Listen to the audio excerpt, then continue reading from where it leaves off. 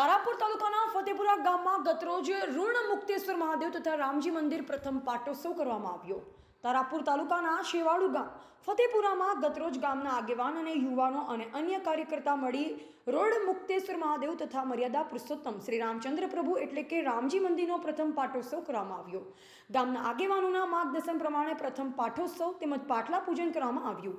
ફતેપુરા ગામના તમામ ભાવિ ભક્તો ઉત્સાહભેર સાથ સહકાર આપ્યો અને ફતેપુરા સમસ્ત ગામમાં ગ્રામ ધુમાડા બંધનું પણ આયોજન કરવામાં આવ્યું। આ દિવ્ય મહોત્સવમાં આજુબાજુના ગામના ગ્રામજનો, વંદનીય સંતો, મહંતો પણ પધારેલ અને તમામ ફતેપુરાના યુવકો દ્વારા દરેક આગેવાનોને સન્માન કરવામાં આવ્યું।